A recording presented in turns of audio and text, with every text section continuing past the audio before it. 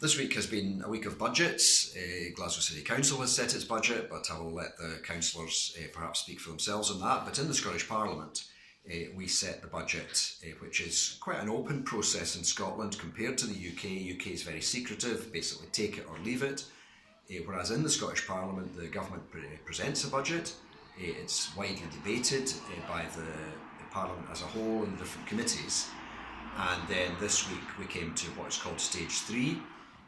On Tuesday we discussed the actual income tax, and on Wednesday the rest of the budget, basically the expenditure side.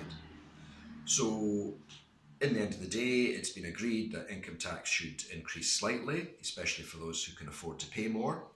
That was something the Greens were pushing for very much, and it does mean that we've been able to have more money to protect services, and in particular give the health service a good funding settlement, give local government a good funding settlement, and hopefully most public sector pay workers will be able to get a bit more of a pay increase this year. In the past it has been only 1%. Clearly inflation has been a bit higher than that, so hopefully this year people will get increases more like the rate of inflation. But there were some kind of major arguments around the budget, obviously, and you may have seen some in the media, but particularly the question of income tax. It was argued by the Conservatives that you could cut income tax but somehow spend more money because they keep asking for more for schools and more for this and more for that, which is clearly a nonsense. So I think people are not taking the Conservatives very seriously if they say we could cut income tax and yet raise expenditure at the same time. So they got really no support for that argument.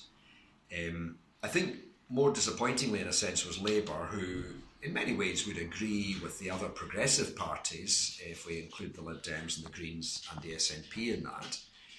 But Labour would not negotiate, Labour would not speak to the SNP government. It really has been a question of let's oppose the SNP no matter what. And therefore they just made ridiculous demands. They said they could raise new taxes, but in fact new taxes take a couple of years to even bring into effect. So that was just never going to happen. So to give due credit to the Greens, they were the main party that took this seriously, that realised the Scottish Government has limited room for manoeuvre, but they pushed us to increase income tax a bit in particular and to give that money to local government, and that is now what has been agreed. And another thing that the Greens said is that they would very much want to see progress over the next year about replacing council tax with something better. And that's something I would be up for. I think there's challenges because although I don't think anybody likes council tax, but nobody so far has really come up with a solution that we can all agree around. So one party wants income tax, one party wants land valuation tax, and so on. But that's something we'll be discussing over the next year. But at least the good thing is there's a budget in place, there's good funding for local government, good funding for the health service, and it's been a very positive week.